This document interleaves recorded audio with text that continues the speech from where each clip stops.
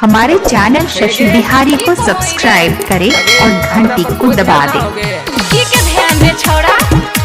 आगे 2020 से 2021 हार लेंगे, नया साल में कोई ध्यान न हो। अच्छा ठीक हो, mix by DJ Shashi Ranjan. युवा star Akhilesh Lal Yadav, Nalanda recording studio Hilsa. नहाय हसहाला यह गेलो गोरकी कारो ही तोरा बिही सगे।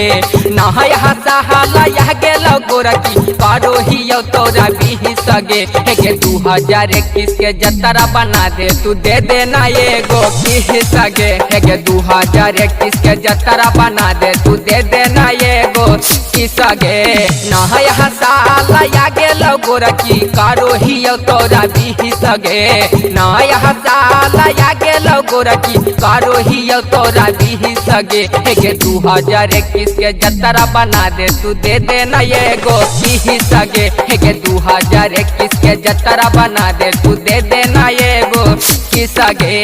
किस रे मेरे आगे हाँ आगे पाउडर उड़र लगा के वो mix by DJ Shashi Ranjan.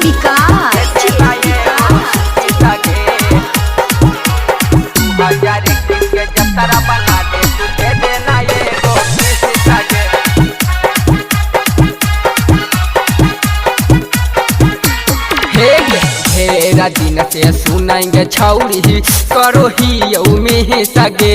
ऐसा ही बीत गेलोगे छौरी 1900 भी सगे। कितने दिन कर मगे, अब तो दया कर दे। सुन ना ढेरा दिन से सुनाएंगे छौरी करो ही में सगे। ऐसा ही बीत गेलोगे छौरी 1900 भी सगे। बकर बकर नहीं बोलेंगे छौरी करे नहीं डटी और दी सगे। बकर बकर नहीं बोलेंगे छौरी करे नहीं डटी और दी सगे। है 2021 के जतरा बना दे तू, दे देना ये गो की सगे। है 2021 के जतरा बना दे तू, दे दे ये गो की सगे। अच्छा तो ठीक हो, एक ही गो किस देबो। अच्छा तू खाली छुआइयो ला देन दगे। Mix by DJ Shashi Ranjan.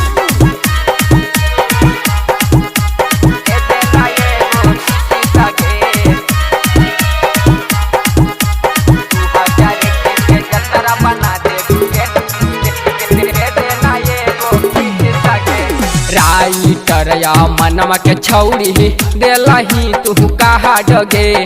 जब से हम देखलियौ हमर बढ़ गेलौ हा डगे।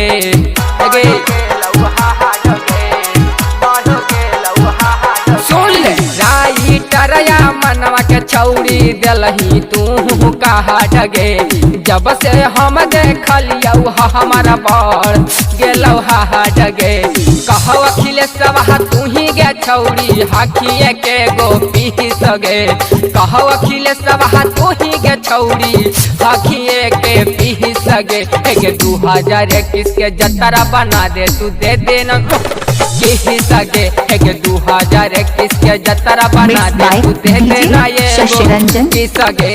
नहाय हसहाला यह गेलो गोरकी कारो ही तोरा दी सगे। नहाय हसहाला यह गेलो गोरकी कारो ही तोरा दी सगे।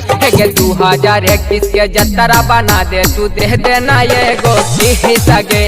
2021 के जतरा बना दे तू, दे देना ये गो की सगे। Mix by DJ Shashi Ranjan.